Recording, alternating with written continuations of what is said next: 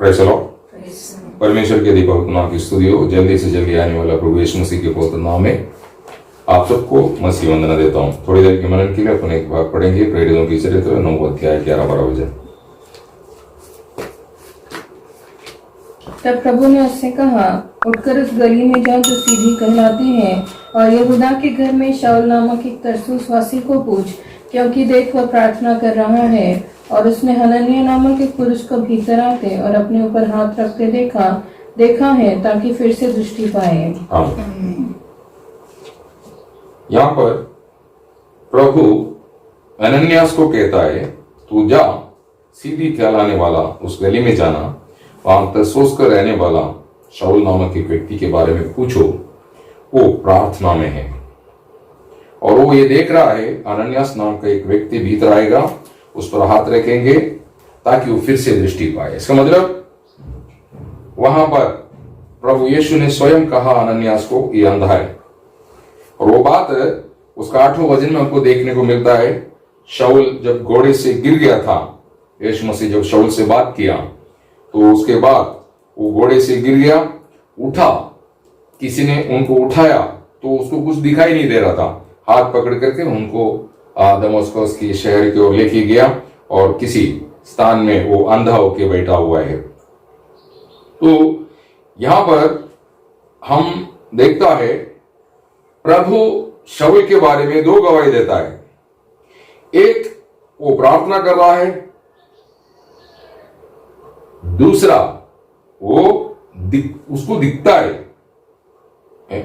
अभी आप देखो, शाऊल अंधा है, ये भी प्रभु कहता है, और वो प्रभु कहता है उसको दिखाई दे रहा है। तो शाऊल को दिखाई दे रहे, ये बात प्रभु जानता है। Praise the Lord. समझे? हमारा सोच गलत है। सब जानने वाला है हमारा प्रभु। ऐसा हम कभी गलत मत सोचना। आपको मालूम है, एक दिन जब प्रभु यीशु मसीह जी उठने के बाद चेलों के बीच में आए, तो वहां पर थॉमस नहीं था। तो चेले लोगों को यीशु मसीह प्रकट हो गया। यीशु मसीह ने उनको बातचीत की, उनको अपना हथेली दिखाया और बंजर दिखाया। सब देखने के बाद वे चेले लोग खुश हो गया। थॉमस आ गया तो बोला, तो थॉमस चेलों को बोलता है, बाकी शिष्यों को बोलता है, जब तक मैं उनको देखेंगे नहीं, मेरे उंगली उसकी पंजे हथेली पर नहीं डालेंगे और बंजर पर हाथ नहीं डालेंगे, मैं विश्वास नहीं करने वाला बोला। जब थॉमस शिष्यों से बात करते समय पर यीशु मसीह उधर नहीं है, लेकिन जब यीशु मसीह दोबारा उनके बीच में आया तो थॉमस उधर था। थॉमस को बोलता है, थॉमस इधर आ, तो अपना उंगली दिखा और मेरी हथेली पर देख, उंगली डाल और मेरी बंजर पर हाथ डाल। इसका मतलब प्रभु यीशु अदृश्य है तो भी उनके बीच में था, यीशु मसीह सुनता है। तो हम ऐसा मत सोचना कि हमारा प्रभु सुनता नहीं, हमारा बीच में नहीं है, ऐसा सोचना गलत है। Praise the Lord. इसलिए हम प्रभु का आदर करना चाहिए, वैसे नहीं करता, और प्रभु के सामने जैसे मान मर्यादा के साथ जीना चाहिए वैसे नहीं जीता है, क्योंकि हमको ऐसा लगता है कि प्रभु कहीं और है। ऐसा नहीं, प्रभु हमारे बीच में है। वो कहता है, मेरे नाम से 2 या 3 जन जहां पर भी एकत्रित है, उनके बीच में मैं हूं, ये वचन सत्य है। तो अगर ऐसा है, प्रभु सब कुछ देखता है, प्रभु सब कुछ जानता है, ये बात विश्वास आपके अंदर होना चाहिए। यहां पर हम देखता है, यहां पर क्या बोलता है, शाऊल को दिखाई दे रहे परंतु शाऊल अंधा है। तो फिर ये जो दृष्टि, ये आंतरिक दृष्टि है। परमेश्वर की संतान को ये दृष्टि चाहिए एक विजयी मसीह जीवन बिताने के लिए, आपके आत्मिक जीवन में कमजोर न पड़ने के लिए आपको ये दृष्टि होना बहुत जरूरी है। नहीं तो आत्मिक जीवन में आप थक जाएंगे, आपकी आत्मिक जीवन में आप निराश हो जाएंगे, क्योंकि बाहर की दृष्टि से जैसे दिखता वैसा नहीं आत्मिक जीवन को हमको जो बिताना है ना। पौलुस के लिए प्रार्थना करता है, इफिसियों की पत्रिका 1 अध्याय 16 से 19 तक पढ़ता है। वहां पर इफिसोस मंडली के लिए वो प्रार्थना करते समय पर वो प्रार्थना करता है, बोले इनकी हृदय दृष्टि प्रकाश में हो, इनकी हृदय दृष्टि प्रकाश में हो। बाहर की दृष्टि नहीं, हृदय दृष्टि प्रकाश में होने के लिए प्रभु का भक्त प्रार्थना करता है। प्रियो, एक हृदय दृष्टि जो बोलते हैं, आंतरिक दृष्टि, ये परमेश्वर भक्त को देने वाला एक दान है ना। मती उसकी 11 अध्याय 25-26 वचन जब हम पढ़ता है, वहां पर यीशु मसीह बोलता है कि पिता से प्रार्थना करता है, तुम ऐसा किया, कैसा कि ये ज्ञानी और समझदार को छिपा के ये बच्चों को प्रकट किया। इसका मतलब प्रभु की बातें समझने के लिए तुम्हारा बाहर की दृष्टि काफी नहीं है। वो केवल लिखा हुआ वचन पढ़ सकता है, उसकी आंतरिक अर्थ, उसकी अंदर से निकलने वाला विश्वास, उससे मिलने वाला लाभ, आशीष सब हासिल होना है तो आंतरिक दृष्टि होना चाहिए। तब जाकर के तुम विश्वास में मजबूत होगा और तुम्हारा दौड़ में स्थिरता आएगा, मसीह जीवन में स्थिरता आएगा ना। मत्ती 13:11 वहां पर भी ये बात बोलता है ना। मत्ती 13:11 पढ़िए। उसने उत्तर दिया, तुमको स्वर्ग के राज्य के भेदों की समझ दी गई है, पर उनको नहीं। देखा, इसका मतलब मंडलीय जीवन में स्वर्ग राज्य की भेद समझ करके जीवन बिताने वाला बहुत थोड़ा है। क्यों मालूम है? ये भेद प्रभु देता है। एक हृदय दृष्टि जिसको मिला वही हो सकता है, जो आंतरिक दृष्टि जिनको मिल गया वही ये भेद समझ करके जीवन बिताता है ना। 1 कोरिन्थी 2 अध्याय 9-10 वचन पढ़िए।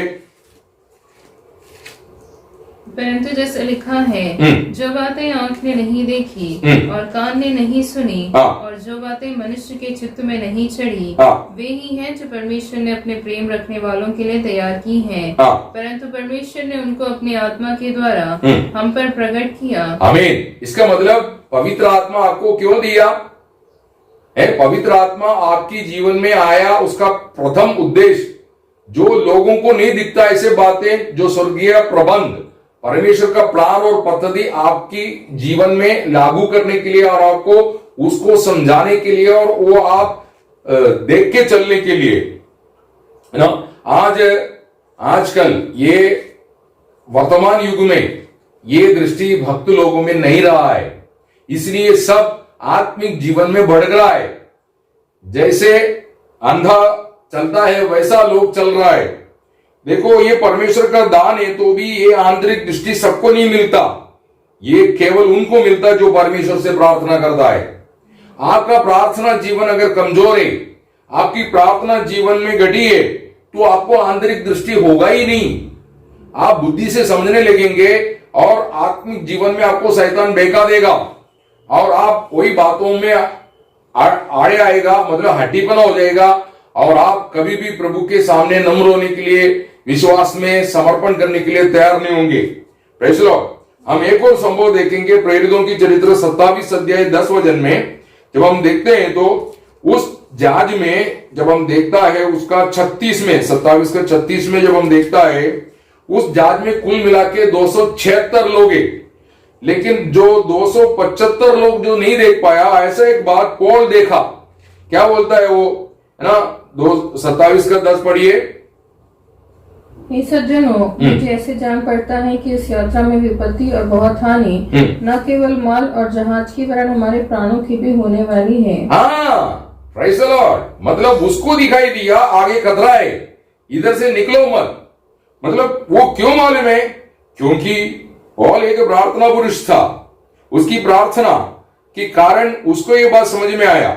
ये बात आपको सुपरिचित है। पौल ये बात अभी उधर बैठ करके वो जहाज का अधिकारी को, उसका कप्तान को सब बताया, लेकिन किसी को भी उनकी बातों पर भरोसा नहीं आया। आज भी ऐसा है। वचन की रोशनी आपके हृदय में डालने की प्रयत्न करते समय पर आप उस पर भरोसा नहीं कर रहे, इसलिए आप धोखा खाएगा। अभी ये लोग विपत्ति में पड़ने के कारण क्या था, उनको पहले से चेतावनी दिया गया था कि ऐसे घट सकता है, इसलिए यहां से निकलो मत। लेकिन वो लोग अपने आप को बहुत तजुर्बेदार समझा। वो बोला, हम बहुत यात्रा किए, वो लोग हमको मालूम है कैसे जाने का, वातावरण अनुकूल है, हम जा सकते हैं, यहाँ पर ठंडी के दिनों बिताने के लिए योग्य नहीं बोल करके उन्होंने निकला और आगे जाकर के क्या हो गया, विपत्ति में फंस गया। क्या पौल उनको शाप दिया? पौल उनको शाप दिया था क्या? या पौल ऐसा बोला इसलिए खतरा आया? नहीं, प्रभु ने बोला है आगे खतरा है।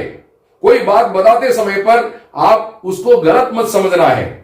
उसको आपकी भविष्य में या आने वाला जीवन में ऐसा कोई बात घट सकता है जिस कारण आपको पहले से चेतावनी दिया जा रहा है। इसलिए आप उसको समझे, आप उसके अनुसार अपनी जीवन समर्पण करें और प्रार्थना करें। केवल आप अपनी मन की हट्टीपना में, जीतबाजी में अपनी मन को कठोर करके प्रभु का वचन के विरुद्ध में बलवा करके धोखा मत खाना। कोई भी बात आपकी शुभ भावी के लिए बोला जाता है। जो प्रभु यीशु सूली पर आपके लिए जीवन रखा वो आपको खतरे में देख नहीं सकता है। वो आपकी जीवन में दुखदायक या वेदनादायक अनुभव आपकी जीवन में वो देखना नहीं चाहता है। लेकिन आपके जीवन में, मसीह जीवन में कई कष्ट दुख वेदना रहने के कारण उससे बचने के लिए प्रभु उपाय देता है। वो उपाय को समझ करके जिएगा तो आप खतरे से बच सकता है। Praise the Lord. आपको बात समझ में आता है? तो यहां पर वो लोगों ने विश्वास नहीं किया और जाकर के फंस गया, है ना। लेकिन पौल ऐसा नहीं था। पौल क्या किया? पौल दर्शन पाया हुआ व्यक्ति था, उनकी हृदय दृष्टि प्रकाश था, इसलिए वो प्रार्थना में थका नहीं और अधिक प्रार्थना करने लगा और प्रभु से विनती करता रहा। तो प्रभु ने फिर से उसको प्रकटीकरण दी, है ना। आप उसका 27 का 22 पढ़िए। परंतु अब मैं तुम्हें समझाता हूँ कि ढाढ़स बांधो, क्योंकि तुम में से किसी के प्राण की हानि न होगी, पर केवल जहाज की। हाँ, मतलब उसका 21 वजन बढ़ेंगे या 20-21 वजन बढ़ेंगे। आपको समझ गया? पौल बोलता है देखो हम उधर से नहीं निकला होता, ये खतरा हमारे जीवन में नहीं आता, लेकिन आप हमारी बात नहीं माना, जिसलिए हमारे जीवन में खतरा आ गया। लेकिन वो फिर से उनको स्वांतन देता है, तसल्ली देता है, नहीं नहीं नहीं, आप डरो मत, घबराओ मत, इसके अंदर से भी हमारा प्रभु हमको निकाल सकता है ना। और उसका 34 वजन बढ़िए। इसीलिए तुम्हें समझाता हूँ कि कुछ खा लो जिससे तुम्हारा बचाव हो, क्योंकि तुम में से किसी के सिर का एक बार भी न गिरेगा। देखा, और हिम्मत देता है। ये हिम्मत कहां से आया पौल को? Praise the Lord. प्रियो, जो प्रार्थना करता है वही दूसरे को हिम्मत दे सकता है। आप प्रार्थना नहीं करता, आप डर की बातें बोलते रहेंगे, आप हृदय को कच्चा करने वाला बातें बोलते रहेंगे, आपके हृदय हमेशा भरोसेमंद बात बोल नहीं सकता है। उसके 44 वजन बढ़िए। और बाकी कोई पटारों पर और कोई जहाज की अन्य वस्तुओं के सहारे निकल गए, इस रीति से सब कोई भूमि पर बच निकले। आमीन। कोई किसी को कुछ प्रॉब्लम नहीं हुआ। जैसे पौल बोला जहाज का हानि हो सकता है और हानि होगा, लेकिन किसी का भी प्राण का नुकसान नहीं होगा। जैसे प्रभु के दास ने बोला वैसा ही हुआ। क्यों? वो प्रार्थना करता था, सबका बचाव के लिए आलोचना दी। प्रियो, जीवन की मार्ग अर्थात हमारा जीवन प्रभु यीशु मसीह की मार्ग है। कोलोसियन 3:4 में कहता है हमारा जीवन प्रभु यीशु मसीह की मार्ग में हमको यात्रा करने के लिए बाहर का दृष्टि काफी नहीं, आंतरिक दृष्टि काफी है। ये आंतरिक दृष्टि पाए हुए लोग बहुत कम है। इसलिए मत्ती उसकी 7 अध्याय 13-14 वचन में क्या बोलता है?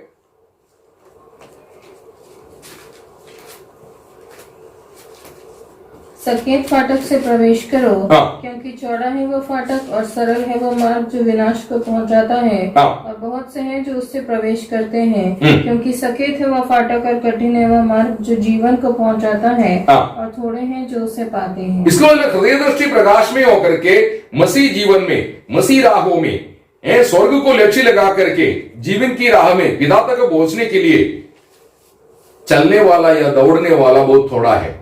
हृदय दृष्टि प्रकाश में हुआ वो व्यक्ति बहुत कम है। प्रार्थना मतलब प्रचार करने वाला बहुत मिलेंगे, गीत गाने वाला बहुत मिलेंगे, भला काम करने वाला बहुत मिलेंगे, चमत्कार करने वाला भी बहुत मिलेंगे, लेकिन हृदय दृष्टि प्रकाश में होकर के जीवन की मार्ग में स्थिरता से दौड़ने वाला बहुत थोड़ा ही रहेगा। Praise the Lord. तो आपका हृदय दृष्टि प्रकाश में होने के लिए पहला मार्ग प्रार्थना है, दूसरा है वचन ध्यान। ये दोनों होना है। जिस व्यक्ति के जीवन में प्रार्थना और वचन ध्यान नष्ट हो जाता है वो अंधा बन जाएगा और बहकने वाला, भटकने वाला एक क्रिस्ती बनकर के दुनिया में चलता रहेगा, है ना। वो शैतान के हाथों में आएंगे और शैतान की एक कठपुतली बनेगा वो। आपको मालूम है शिमशोन परमेश्वर की संगति छोड़ करके दलील की संगति में चले गया। क्या हो गया? वो अंधा हो गया, है ना।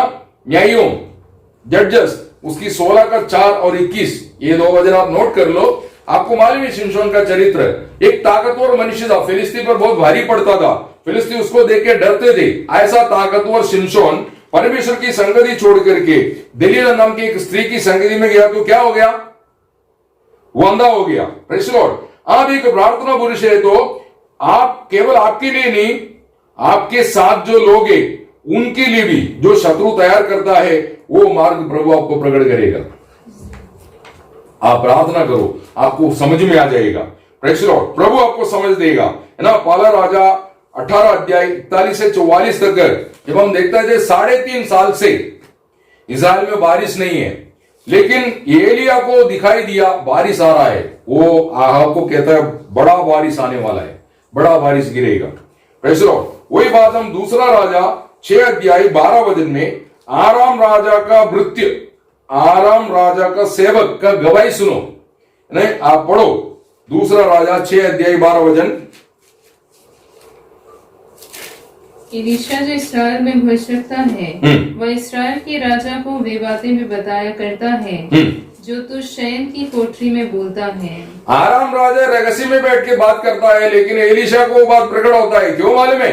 एलीशा एक प्रार्थना पुरुष परमेश्वर से बात करता रहता है। इसलिए जब तक आप परमेश्वर से प्रार्थना के जरिए सही कनेक्शन नहीं रखता, आप अंधा रहेगा, आपकी जीवन पचल रहेगा, आप निराश रहेगा, दुखी रहेगा, डरता हुआ जीवन बिताएंगे। आपकी जीवन में प्रार्थना है तो आपको धैर्य रहेगा, आशा रहेगा, आनंदित रहेगा। आप गरीब होगा, धन नहीं है, तो भी आपकी आत्मिक जीवन में आप मजबूत रहेंगे, दूसरों के लिए आशीष की कारण बनेगा। आप देखते हैं दूसरी राजा 6 अध्याय 15 से 17, प्रार्थना पुरुष एलीशा का धैर्य और आंतरिक दृष्टि है ना। उसकी सेवक शत्रु ने बिछाया हुआ जाल देखा, लेकिन एलीशा क्या देखता है? परमेश्वर ने एलीशा के लिए, उसकी सेवक के लिए किया हुआ प्रबंध देख रहा है। Praise the Lord. क्योंकि वो प्रार्थना करने वाले एक प्रार्थना पुरुष है ना। एलीशा परमेश्वर का पद्धति देखता है। प्रियो, आपकी प्रति परमेश्वर की पद्धति आप देखेंगे ना, तो आप जीवन में कभी निराश नहीं होगा, क्योंकि हमारा प्रभु आपके विरुद्ध में कभी बुरा विचार करता नहीं है, आपका भलाई के लिए सब कुछ करता है। वर्तमान में शायद हमको ऐसा दिखाई नहीं देगा, लेकिन आखिरी में रोम 8 का 28 मालूम है, आखिरी में क्या बनेगा? वो आपका भलाई होगा। Praise the Lord. इसलिए प्रार्थना जीवन, आप एक सही प्रार्थना जीवन बिताता है, आपकी आनंद, आपकी शांति, आपकी आशा, आपका धैर्य अधिक बढ़ते जाएगा। फिलिपियन उसकी 4 अध्याय 6-7 वचन। आज अगर आप किसी बात की चिंता और डर या किसी पाप की गुलाम है, उसका पहला कारण आपकी प्रार्थना जीवन स्थिर नहीं है। Praise the Lord. दूसरा, आपकी हृदय में प्रभु यीशु प्रभुता नहीं कर पा रहा है, इसलिए आप चिंता, डर और पाप की गुलाम हो रहा है। आपको मालूम है प्रार्थना पुरुष दानियल की पुस्तक 6 अध्याय 10 वचन में, जब राजा ने यह बात की घोषणा की, आगे को 30 दिन में राजा को छोड़ करके अगर किसी से प्रार्थना करेगा, उनको, उस व्यक्ति को भूखा शहर की गुहा में डाल देगा। ये जानने के बावजूद भी जैसे पहले करते थे, वैसा दिन में 3 बार घुटना लगा करके वो परमेश्वर की उपस्थिति में प्रार्थना करके धन्यवाद किया बोलता है। प्रियो, हम एक बात याद रखना है, जो प्रार्थना करता है वो आंतरिक दृष्टि पाया वो लोग केवल इतना ही नहीं, वो केवल प्रार्थना करते रहे इतना नहीं, परमेश्वर ने उसको चलाया हुआ मार्गों को, विधियों को, राहों को सब याद करके हमेशा धन्यवाद देगा। आज आप सच्चे दिल से बोल, आप प्रभु को हृदय भरा हुआ धन्यवाद का बलि चढ़ा के कितना दिन हो गया? Praise the Lord. जब हृदय भर करके आप धन्यवाद का बलि चढ़ाएगा ना, आपकी आंखों से आंसू निकलेगा, क्योंकि प्रभु किए हुए उन बातों को जब आप याद करता है, आपकी आंख भर आएगा। Praise the Lord. आप देखिए, इतनी बड़ी कानून आ चुके हैं कि उसको भूखा शेर में डालेगा और वो शेर खाएगा, ये मालूम है। फिर भी दानियल डरता है। दानियल में डर नहीं है, क्योंकि वो जानता है मेरे साथ मेरा परमेश्वर है, इसलिए उसको डर नहीं, क्योंकि वो प्रार्थना करता है। प्रार्थना करने वाले व्यक्ति को मालूम है मेरे साथ कौन है। Praise the Lord. वो सही विश्वास के साथ वो आगे बढ़ेगा ना।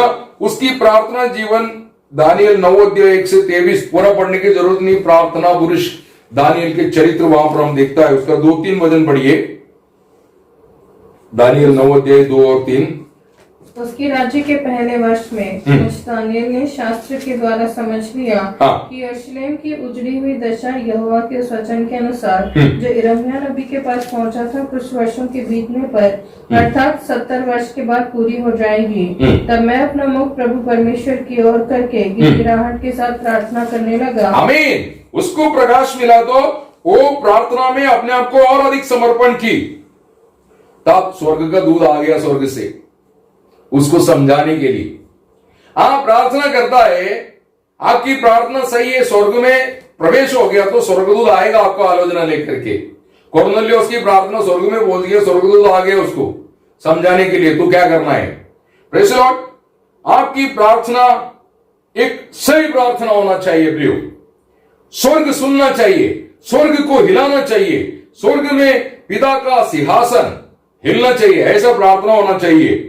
छुटकारा का संदेश लेकर के गब्रिएल दूत आकर के परिचय देता है, मैं परमेश्वर को उपस्थिति में खड़ा रहने वाला परमेश्वर का स्वर्गदूत गब्रिएल को बोलता है ना। दानिएल उसका 9 अध्याय 20 से 23।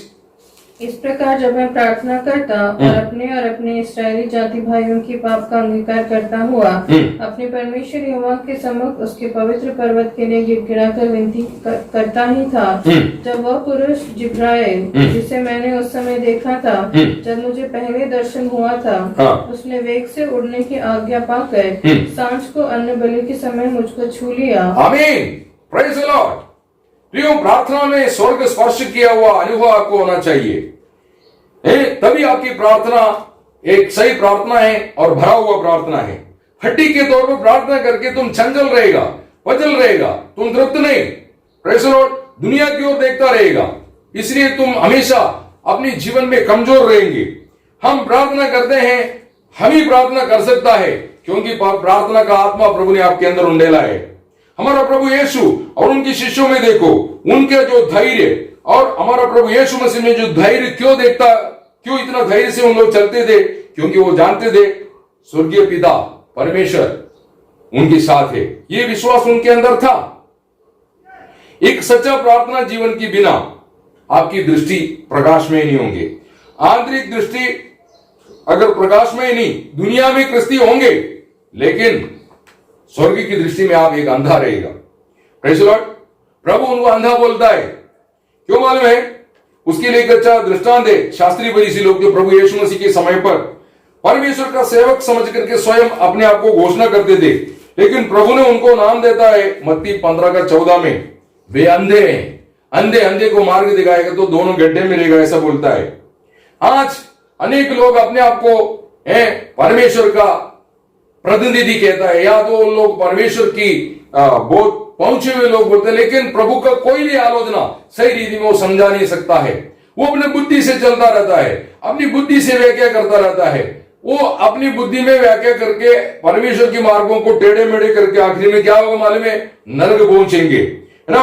वहां पर मत्ती 23:13 में कहता है, ये लोग जो उस समय शास्त्री फरीसी जो परमेश्वर का प्रतिनिधि कहते थे, उनके बारे में वहां पर प्रभु यीशु कहता है, ये स्वर्ग राज्य की मार्ग मनुष्य के लिए बंद करता है और उनको नरक योग्य बनाता है, बोलता है उसकी 14 वचन में।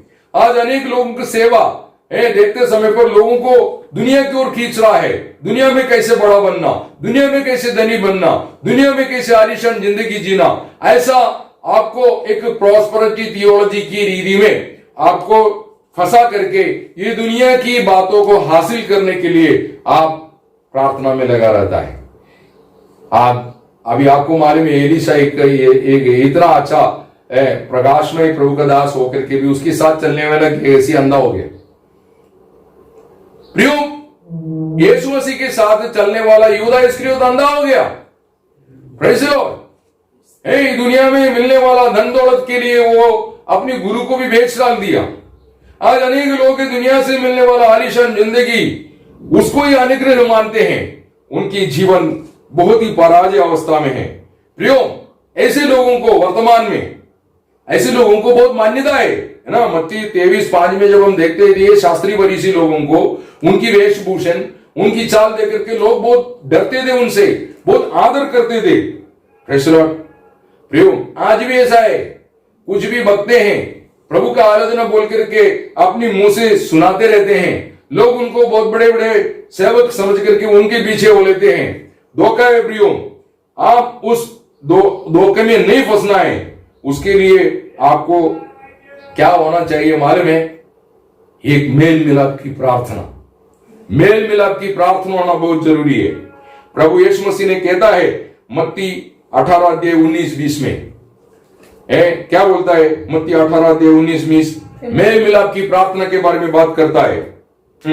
फिर मैं तुमसे कहता हूँ, यदि तुम में से 2 जन पृथ्वी पर किसी बात के लिए एक मन होकर उसे मांगे, तो वो मेरे पिता की ओर से जो स्वर्ग में है उनके लिए हो जाएगी। क्योंकि जहाँ 2 या 3 मेरे नाम पर इकट्ठा होते हैं, वहाँ मैं उनके बीच में होता हूँ। आमीन। तो तुम प्रार्थना में बैठते समय पर तुम ये यकीन करना है, मेरे साथ प्रभु बैठा है क्या? हम तो बैठते हैं, लेकिन हम ये जानना चाहिए, मैं बैठा तो मेरे साथ प्रभु भी बैठा है क्या? Praise the Lord. है ना, यीशु मसीह मत्ती 26:40 में कहता है, क्या तुम एक घड़ी मेरे साथ जाग नहीं सकता? Praise the Lord. तो हम किसके साथ प्रार्थना में बैठना चाहिए? प्रभु के साथ।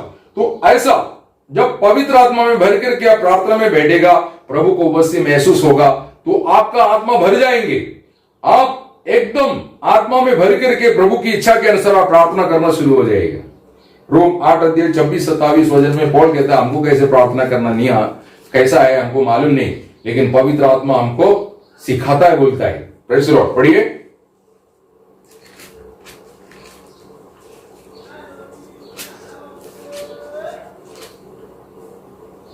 इसी रीति से आत्मा भी हमारी दुर्बलता में सहायता करता है, क्योंकि हम नहीं जानते कि प्रार्थना किस रीति से करना चाहिए, परंतु आत्मा आप ही ऐसी आहें भर भर कर जो बयान से बाहर है हमारे लिए विनती करता है। और मनों का जांचने वाला जानता है कि आत्मा की मनसा क्या है, क्योंकि वो पवित्र लोगों के लिए परमेश्वर की इच्छा के अनुसार विनती करता है। आमीन। तो प्रार्थना कैसे होना चाहिए? आत्मा में भर के होना चाहिए, प्रभु को उपस्थिति में होना चाहिए, प्रभु की संगति में होना चाहिए, और पवित्र लोगों के लिए हम प्रार्थना करते समय पर प्रभु का इच्छा जान करके हम प्रार्थना करना चाहिए। Praise the Lord. ऐसे लोगों की हृदय दृष्टि प्रकाश में होके आगे बढ़ेगा। Praise the Lord. वहां पर आपको छुटकारा मिलेगा, है ना। आप प्रेरितों की चरित्र 12:5 और 12 ये दोनों वचन पढ़ेंगे। पहले याकूब और पतरस को बंदी बनाया। याकूब को तो तलवार से मार दिया हेरोदा ने, लेकिन पतरस को मार नहीं सका। तो मंडली ने क्या कर दिया, ध्यान से प्रार्थना करने लगा। क्या हो गया? स्वर्गदूत जेल में उतरा, पतरस को रिहा कर दी। Praise the Lord.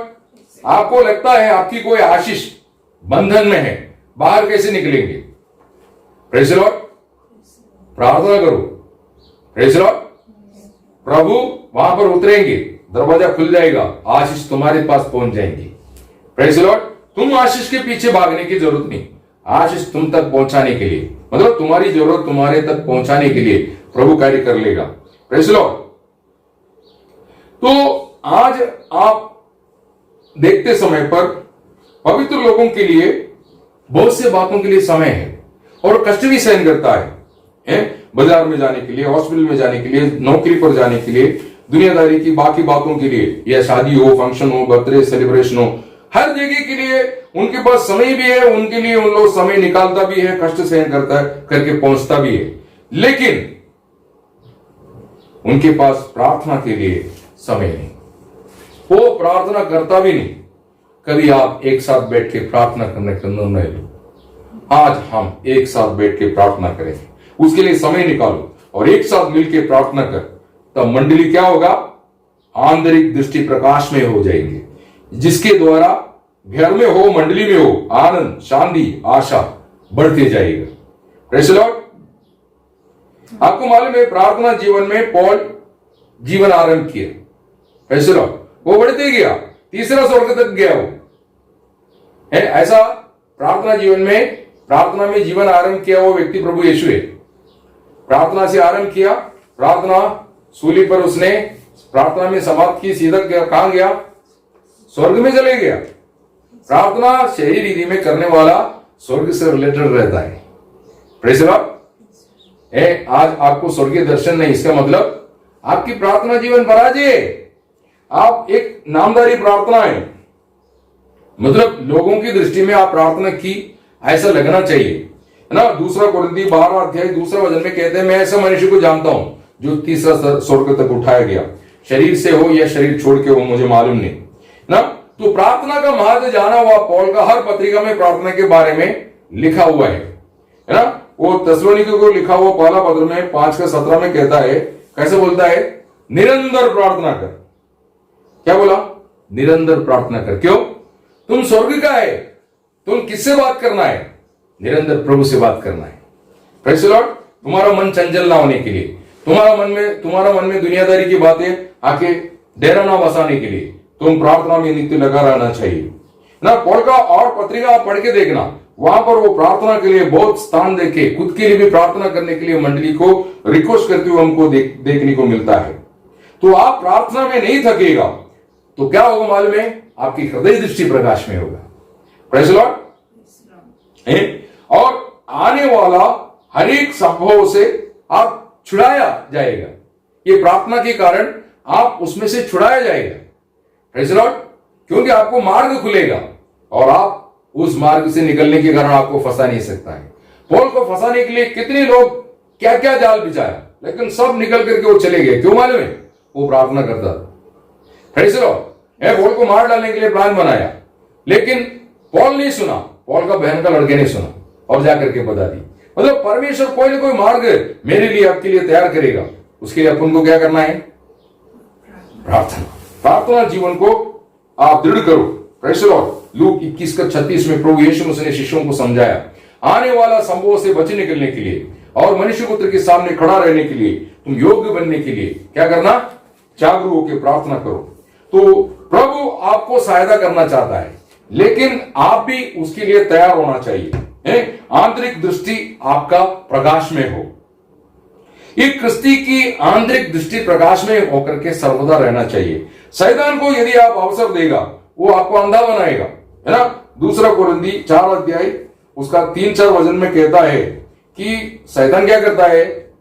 अविश्वासियों को मन को अंधा करता बोलता है। जब वो अंधा हो जाएगा, वो नहीं मानेगा मैं अंधा है करके। ऐसा प्रॉब्लम है। पढ़िए 2 कोरिन्थी 4 अध्याय 3-4 वचन।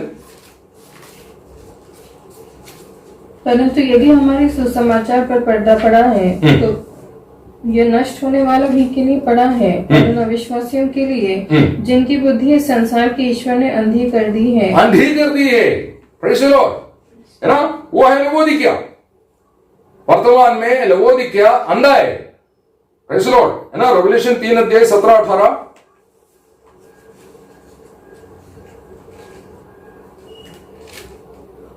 प्रकटीकरण 3:17-18 कहता है कि मैं धनी हूँ और धनवान हो गया हूँ और मुझे किसी वस्तु की घटी नहीं, और यह नहीं जानता कि तू अभागा और तुच्छ और कंगाल और अंधा और नंगा है। आमीन। वो कहते हैं हमको दिखता है, लेकिन प्रभु बोलता है तुमको दिखाई नहीं देता। अभी पौल अंधा बैठा है, लेकिन परमेश्वर क्या बोलता है? उसको दिखता है। यहां पर लवोदिकिया बोलता है हमको दिखता है, प्रभु बोलता है अंधा है। कौन सही है? Praise the Lord. समझ में आ रहा है? तो आज आप लवोदिकिया मंडली में है क्या? तो आप एक अंधा व्यक्ति है। आप बोलते हैं मेरे को दिखता है, लेकिन प्रभु बोलता है तुम अंधा है, इसलिए तुम मेरे से आंखों में लिखने के लिए सुरमा मोल लेके खरीद लो बोलता है। Praise the Lord. आप खुद को परखना। मैं लवोदिकिया मंडली में तो नहीं। आजकल ये अंध दिनों का लक्षण है। अंधा हो जाएगा भक्त लोग। उनको प्रभु का कोई रोशनी नहीं, प्रभु का वचन का कोई रोशनी नहीं, आत्मिक बातों का कोई रुचि नहीं। वो केवल एक जाति लोग जैसे मंदिर में इकट्ठा होता है या चर्चों में इकट्ठा होता है, वैसे कई जगह पर नाम कमाने के लिए इकट्ठा होता है, ताली बजाता है, गीत गाता है और लोग सोचता है हो गया। Praise the Lord. आपको सो परखना चाहिए। अपनी कमी गड्डी दूर करो तो आपका आंतरिक दृष्टि प्रकाश में हो जाएगा। तो फिर आप क्या करेगा मालूम है? प्रभु की आगमन पर उठाए जाने के लिए खुद को तैयार करेगा। Praise the Lord. जिसकी दृष्टि तैयार खुला है, प्रकाश में है, हृदय दृष्टि, वो खुद को तैयार करता है। उसको मालूम है प्रभु आने वाला है मुझे लेने के लिए। Praise the Lord. उस तैयारी में वो लगा रहता है। वो है प्रार्थना में वीरशूर। Praise the Lord. समझ में आया? प्रकटीकरण 19:7 में क्या बोलता है? आओ हम आनंदित और मग्न हो और उसकी स्तुति करें, क्योंकि मेमने का विवाह आ पहुंचा है और उसकी दुल्हन ने अपने आप को तैयार कर लिया है। आमीन। आपको मालूम होना चाहिए एफेसोस मंडली को जो पत्रिका लिखा पौल ने, उसमें 6 अध्याय में 6 बात है। पहला अध्याय में कहता है मंडली प्रभु यीशु का शरीर है। दूसरा अध्याय में कहता है मंडली परमेश्वर का भवन है या मंदिर है। 3 अध्याय में कहता है कि मंडली परमेश्वर का एक भेद है। 14 अध्याय में कहता है मंडली नया मनुष्य है। 5वां अध्याय में कहता है मंडली प्रभु यीशु का दुल्हन है। 6वां अध्याय में कहता है मंडली एक योद्धा है। Praise Lord. तो यदि आप दुल्हन है तो प्रभु का आगमन पर उठाए जाने की तैयारी आपको होना बहुत जरूरी है। उसके लिए आपके हृदय दृष्टि प्रकाश में होना, मतलब मैं कौन हूं, मेरे को कहां की ओर बुलाया है, और मैं आज वर्तमान में मैं इस दुनिया में रहते समय पर मैं कैसे जीवन बिताना चाहिए, और मेरी उद्देश्य क्या होना चाहिए, और मेरी दौड़ किस मकसद से होना चाहिए। ये सब जान के आपको एक स्थिरता का मसीह जीवन बिताना है तो आपकी हृदय दृष्टि प्रकाश में होना बहुत जरूरी है। अगर ऐसा नहीं है, आप अंधा होकर के अंधाधुन जिंदगी जिएगा, आखिरी में रह जाएंगे। Praise Lord. उसका गलती प्रभु का नहीं। प्रभु आपका दृष्टि खोलने के लिए, प्रकाश में करने के लिए बार बार आपको अवसर दे रहा है। तो वचन क्या करता है? आपके हृदय दृष्टि को प्रकाश में करता है। ये वचन आप बड़ा ज्ञानी है ये दिखाने के लिए नहीं, आपको बहुत वचन मालूम है ये भी दिखाने के लिए नहीं, आपकी हृदय दृष्टि प्रकाश में करने के लिए परमेश्वर ने तैयार किया हुआ सुरमा है। Praise Lord. समझ में आ रहा है? हाँ, ये वचन आपके हृदय दृष्टि प्रकाश में करके, प्रार्थना में आपके हृदय दृष्टि प्रकाश में होके एक समर्पित जिंदगी जीने के लिए प्रभु इन वचनों से आप सबको भरपूर आशीष दे। Praise the Lord.